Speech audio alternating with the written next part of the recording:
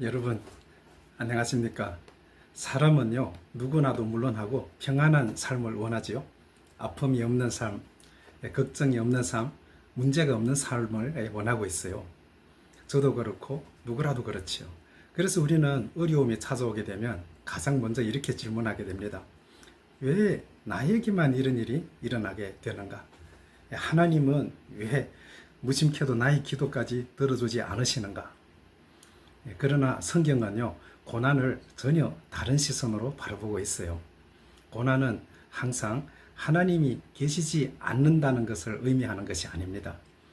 때로 고난은요, 하나님께서 우리를 더욱 깊은 자리로, 그리고 영적인 성숙을 이루어가는 자리로 인도하는 과정이 될 수 있어요. 이사야 30장은 이스라엘의 위기 속에서 주어진 말씀이지요. 당시 이스라엘은 아수르의 위협 앞에 서 있었습니다. 두려움이 왔지요. 그래서 살아남기 위해 온갖 인간적인 방법을 다 찾았습니다. 그들은 하나님을 기다리기보다 먼저 애굽을 의지하려고 했지요. 하나님의 말씀보다 세상의 힘을 붙들려고 했어요. 그러나 하나님께서 그들에게 말씀하시기를 돌아오라, 잠잠히 나만을 신뢰하라, 이렇게 말씀하셨어요. 그리고 하나님은 놀라운 약속을 주시지요. 이사야 30장 20절 말씀입니다. 주께서 너희에게 환난의 떡과 고생의 물을 주셨다라고 말씀하고 있어요. 여기에는 우리가 이해하기 어려운 표현이 나오고 있지요. 하나님께서 왜 환난의 떡과 고생의 물을 허락하셨을까요? 하나님은 왜 우리의 삶에 어려움을 허락하시는가, 이 말입니다. 오늘 이 말씀을 통해 세 가지를 살펴보도록 하겠습니다. 먼저 환난은요, 하나님이 떠나셨다는 증거가 아닙니다. 또한 고난은 하나님의 음성을 듣게 하는 시간이 될 수 있다는 것이지요. 마지막으로 하나님은 고난 이후에 새로운 길을 보여주십니다. 그렇다면 먼저 환난은 하나님이 떠나셨다는 증거가 아닙니다. 이사야 30장 20절에 하나님은 말씀하시기를 주께서 너희에게 환난의 떡과 고생의 물을 주셨다라고 하셨어요. 이 말씀만 보면요, 마치도 하나님께서 우리에게 고난만 주시는 분처럼 보입니다. 그러나 성경 전체를 보면 하나님은 자기 백성을 괴롭히기 위해 고난을 주시는 분이 아니지요. 하나님은 자기 백성 이스라엘을 너무나도 사랑하셨습니다. 그래서 그들이 잘못된 길을 갈 때 그대로 내버려 두지 않으셨지요.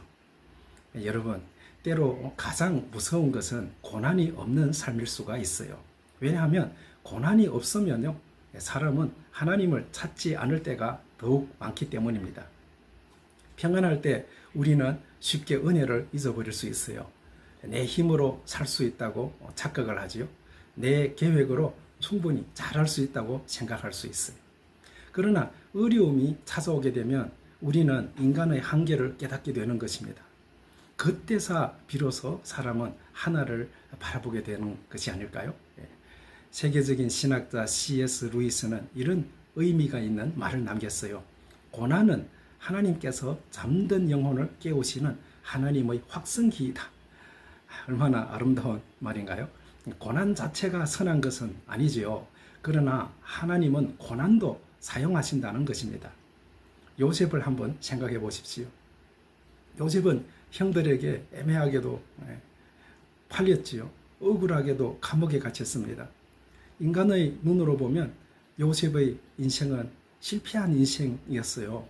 그러나 하나님은 그 모든 과정을 통해 요셉을 준비시켰지요. 사람은요, 고난을 끝이라고 생각하지만 하나님은 고난을 통해 새로운 일을 시작하신다는 것이지요. 요셉은 결국 그러한 고난의 여정을 통해서 애굽의 총리가 되었고 만민을 구원하는 위대한 인물이 되었잖아요. 그런 역사가 저와 여러분에게도 있으시기를 소망합니다. 또한 고난은 하나님의 음성을 듣게 하는 시간이 될 수 있어요, 여러분. 이사야 30장 21절은 이렇게 말씀하고 있죠. 너희가 오른쪽으로 치우치든지 왼쪽으로 치우치든지 내 뒤에서 말소리가 내 귀에 들려 이르기를 이것이 바른 길이니 너희는 이리로 가라 할 것이라. 놀라운 말씀이죠. 환란의 뜻과 고생의 물을 지나가는 사람에게 하나님께서 말씀하신다는 거예요. 고난 가운데 하나님의 음성이 들린다는 뜻입니다. 우리는 평소에 너무 많은 여러 가지 소리를 듣고 있잖아요. 세상의 소리, 사람들의 평가, 성공하라는 압박, 두려움의 소리, 너무나도 많은 소리를 우리는 매체를 통해서 유튜브를 통해서 이 세상에서 듣고 있습니다. 그래서 하나님의 음성을 놓칠 때가 있어요. 그런데 인생의 광야를 지나갈 때 우리는 비로소 조용해지게 되는 것이지요. 그때서 하나님의 말씀이 들리기 시작한다는 것입니다. 어떤 사람은요, 고난을 통해서 기도의 깊이를 배우게 되지요. 어떤 사람은 어려움을 통해 가족의 소중함을 또 깨닫게 되는 것입니다. 또 어떤 사람은 실패를 통해 진짜 인생의 목적을 발견하게 돼요. 어떤 사람은 또 질병이나 암증 이런 아픔을 통해서 정말 인생의 의미를 깨닫게 되는 것입니다. 고난이 우리에게 주는 가장 큰 선물은요, 상황의 변화보다도 하나님을 새롭게 발견하는 것이라는 것입니다. 여러분 지금 고난에 혹시 여러분이 지금 고난을 당하고 있다면 하나님의 음성을 듣기를 주님의 이름으로 축원드립니다. 마지막으로 하나님은 고난 이후에 새로운 길을 보여주십니다. 환난의 뜻과 고생의 물이 마지막의 말씀은 아니죠. 하나님은 말씀하시기를 이것이 바른 길이니 너희는 이리로 가라 이렇게 말씀하고 있잖아요. 하나님은 고난 속에 우리를 버려두지 않으신다는 것입니다. 반드시 길을 보여주신다는 것이지요. 이스라엘 백성에게 광야가 끝이었나요? 아니었지요. 하나님은 그들을 약속의 땅 가나안 땅으로 인도하셨어요. 젖과 꿀이 풍성한 곳으로 인도하셨잖아요. 십자가도 마찬가지입니다. 예수님의 제자들은 십자가 앞에서 모든 것이 끝났다고 생각했지요. 12제자는 뿔뿔이 다 흩어져 없습니다. 그러나 하나님은 십자가 뒤에 부활을 준비하셨잖아요. 사람의 눈에는 죽음이었지만 하나님의 계획 안에서는 생명의 시작이었던 것입니다. 우리 인생도 그렇습니다. 지금 지나가는 환란이 여러분과 저의 마지막 장이 아닐 것입니다.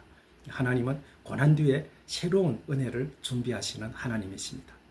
상처 뒤에 회복을 준비하시는 하나님이시요 눈물 뒤에 기쁨을 준비하시는 하나님이십니다. 사랑하는 여러분, 우리는 고난을 피하고 싶어 합니다. 하지만 인생에는 누구나 지나야 할 광야가 있다는 것을 꼭 기억하십시오.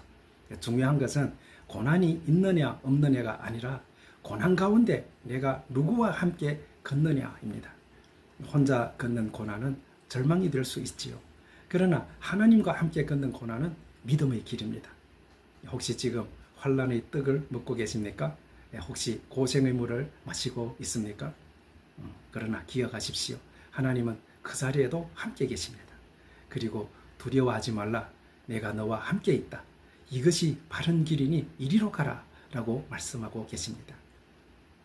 오늘 우리의 삶이 어디로 있든 어디에 있든 하나님의 음성을 듣고 하나님이 인도하시는 길을 걸어가는 저와 여러분이 다 되시기를 바랍니다.